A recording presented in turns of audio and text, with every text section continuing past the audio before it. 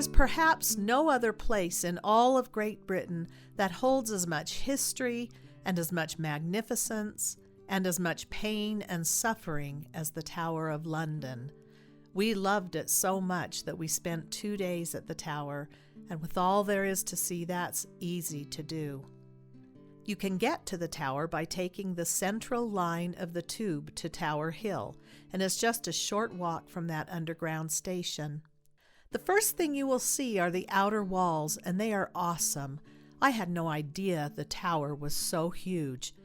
When we entered the tower on our first day, we took the audio tour, which we highly recommend, that takes you around the rooms in the outer walls and buildings.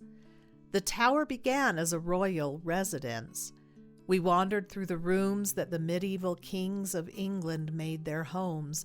The rooms over St. Thomas's Tower, also called the Bloody Tower, the Wakefield Tower, and the Lanthorn Tower were built by Edward I and his father Henry III, and they show an elegance, particularly the bedchamber of Edward I. Those who came there must have been mightily impressed with what they saw. The museum elements of the tower are so abundant it's almost overwhelming. That's partly why we took 2 trips to experience the whole of it.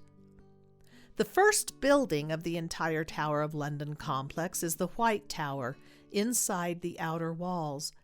Built by William I, William the Conqueror, in the late 11th century, he had it built to showcase his might as the new monarch. By the 1300s, it was used for the most part as the armory, and in 1916 it became a museum with many interesting exhibits. We spent a long time there looking at the line of kings' statues that included wooden portraits of kings and massive wooden horse sculptures. It was interesting to see all the suits of armor, including 2 from Henry VIII. There were so many different cannons, pikes, swords, shields, and helmets that have survived, in many cases to show the magnificence of the power of the tower. That first day, we also visited the Jewel House.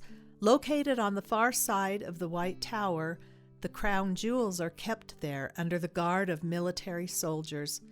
There is no photography allowed inside this exhibit, but the crown jewels are so magnificent that it's almost hard to believe they're real.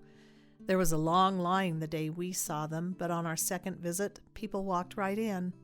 We took a stroll across the Tower Bridge right after our visit, and that was also a treat.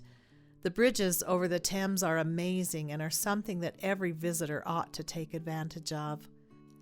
A tip we wanted to share is that if you're going to be in London for more than a few days, it would save you a lot of money to buy the Historic Royal Palaces Pass, which allows entrance into not only the Tower, but also a number of the great palaces of London, including Kensington Palace and Hampton Court Palace. We'll get into more of the things you can see at the Tower in an upcoming video, but for now, if you enjoyed these, we hope you will subscribe, like, and share these videos with your friends and family.